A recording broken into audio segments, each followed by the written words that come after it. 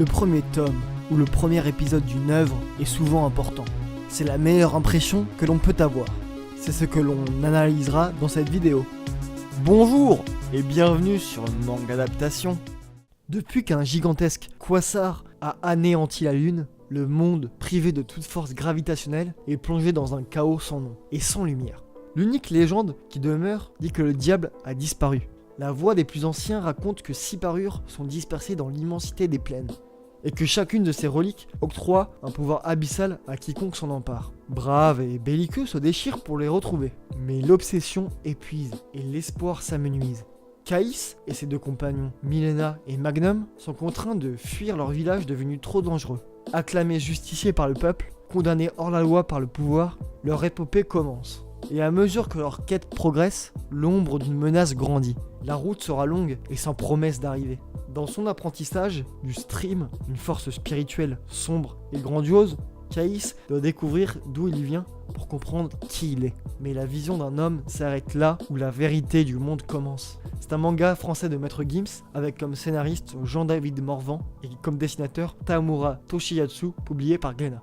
Malgré le fait que ce soit une œuvre franco-française, on ne ressent pas la French touch. On retrouve des influences à Hokuto no Ken évidemment, avec l'ambiance post-apocalyptique de l'œuvre, mais aussi dans l'impact et le résultat des coups qui ressemblent à des techniques du Hokuto. Bon, par contre, c'est assez balisé comme récit. On a une histoire assez classique où les personnages doivent partir de chez eux à cause d'un enchaînement d'événements tragiques. La présentation des divers personnages n'est pas très efficace, surtout pour les antagonistes, qui sont un enchaînement simple de présentation de leur pouvoir et de leur identité. Et pour ce qui est du héros, on nous le présente comme un mec badass et un peu cliché sur les bords. Mais en fait, on le contrebalance avec son aversion pour la baston, qui est assez osée pour un shonen. On retrouve quand même un univers très axé sur le diable. Il y a tout un background sur ce qu'il a fait au monde, qu'il n'y ait plus de soleil, qui donne un aspect sombre à toutes les scènes, comme s'il influençait le monde même s'il n'existe plus. Le fait qu'il y ait beaucoup de criminalité, mais aussi une mafia omniprésente, et aussi une représentation de ce fait. Donc en gros, un manga français avec de bonnes idées, mais trop classique. Classique comme jamais, pardon.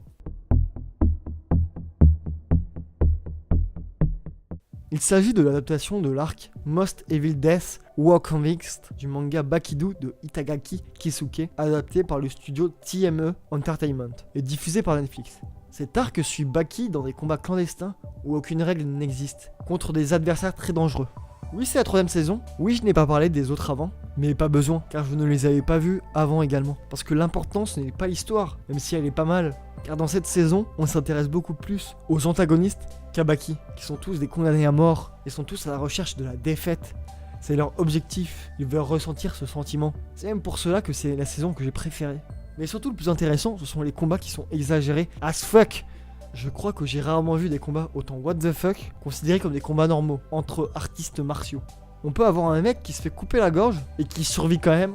On peut avoir des mecs qui se battent avec des lames dans le corps, ou des coups qui peuvent briser la roche.